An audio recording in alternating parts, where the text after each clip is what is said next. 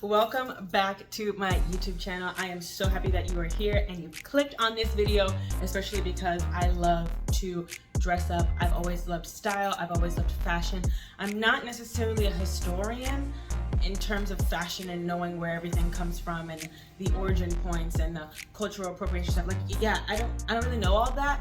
I don't really think I have a desire to know all that right now, but maybe someday I will. Either way, developing a personal sense of style for me was a very easy in to aid in my discovery of myself and particularly how I want to express myself and establish my independence in the outside world. So yeah, I mean, it seems a little bit vain to connect it to something so deep, but how you look affects how you feel. We've heard a lot of people say this, and not only does it affect how you feel about how you're being perceived, but I think more so importantly, it affects how you perceive yourself.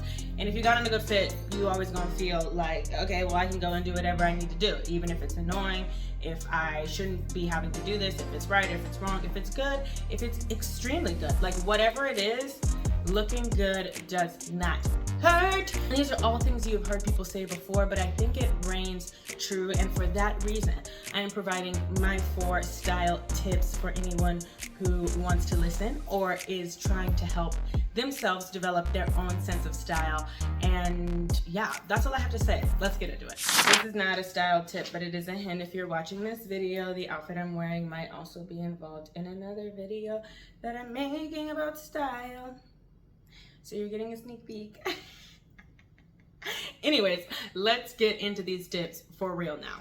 Sidebar, I am almost out of pages in this book that I've been using to plan my content for 3 years now. Isn't that crazy? 3 years now I've been planning content in this journal, and I have 1, 2, 3, 4, 5, 6 pages left. Are you kidding? Anyways, okay. Tip number 1, don't limit yourself to one aesthetic. Gather inspiration and build basics. What this looks like for everybody else by don't limit yourself to one aesthetic might show up differently, because I do understand that aesthetics have become a way to categorize style and help people feel like they belong. It is a way to assimilate in the way that you dress and the way that you show up that immediately communicates that you belong to a certain like-minded group of thinkers and how they express themselves in fashion. However, for me, I don't really care what you think about what I wear.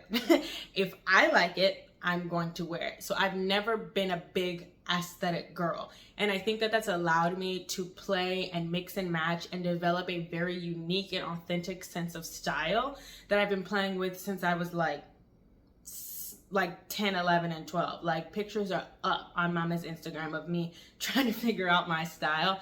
And I remained authentic to that because I believe that whatever you want to wear, you should wear, and whether or not somebody likes it or it fits a certain aesthetic should not stop you from wearing it.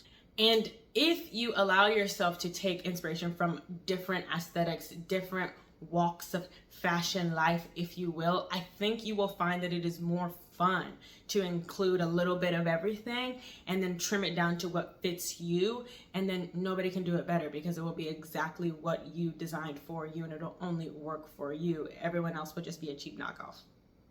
Hello. Tip number 2. Trends are fun to observe, take information from, and participate in occasionally, but authenticity is the most stylish.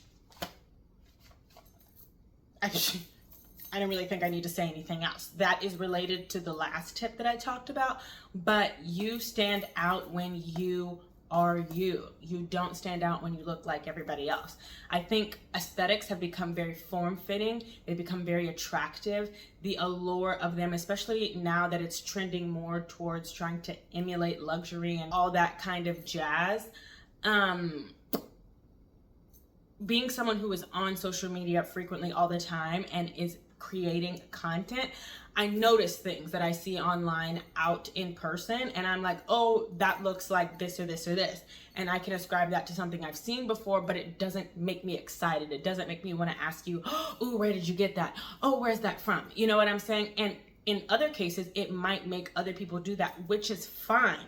But I'm just saying, authenticity will always bring a little bit more excitement and a little bit more head turning wherever you go, because like I said, nobody can do it like the original. Everybody can make a copycat of an original, you know. Tip number 3, we are moving right on through these. When you are struggling to identify your personal sense of style, look back to your interests, hobbies, and style ideas as a kid. So, you know, when you were 6, 7, 8, 9, 10, you weren't really conscious of the world around you. You were making decisions that were uniquely authentic to you and only depended on your ideas and things that you liked and the things that you considered important. Go there and find that again if you're struggling. I told y'all about how I was dressing in the 6th, 7th, and 8th grade. Girl, I was popping out. I was dressing, I was showing up every day. I still dress exactly like that now? I would say no, but I think that the way that I choose to style myself still shows up from the way that it was when I was little, because I have chosen to remain authentic to the things that I liked when I didn't have the idea of opinions or people's literal opinions flooding my brain about how I should show up and what it looks like to perceive me in the most comfortable mode for them. Girl, I didn't ask you. I didn't even ask my parents to be born. So why am I so concerned with what people think about what I wear? Wear what you want. And if you can't find what you want to wear, reference your younger self, girl or guy, because cooking. We were cooking back then when we didn't care what people think. We need to bring the cooking back. Turn the stove back on. Turn it back on. Get some grease in the pot. All right. Number 4, the last and final tip. I know it so well, I don't even need the book, okay? At the end of the day, they are just clothes. They're just clothes. If you put too much emphasis into something, it takes away from the fun, it takes away from the value, and it really can be detrimental to our mental health. And something as insignificant as clothes is not something to get so stressed and worked up about. It's really not.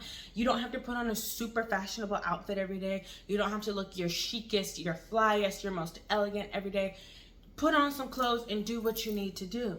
And if you feel like just putting on a pair of comfy shorts and a t-shirt to go run your errands, do that. If you feel like putting on a nice blouse, some nice slacks, and some heels to go run your errands or to go pick up somebody from the airport, do that. They're just clothes. They are just clothes. They're just clothes, okay? So let them be just that and don't give them any more of a higher place than they need to be given, all right? Okay, that is it for today's video. Thank you guys so much for watching. I really hope you guys enjoyed my 4 fashion tips. I am going to go record more fashion content because I love fashion content, and then I'm gonna go be a human and take these clothes off because I don't want to wear them all day. Okie dokie, that is all. I love you guys so much. God loves you more, and I will see you in the next video. Bye.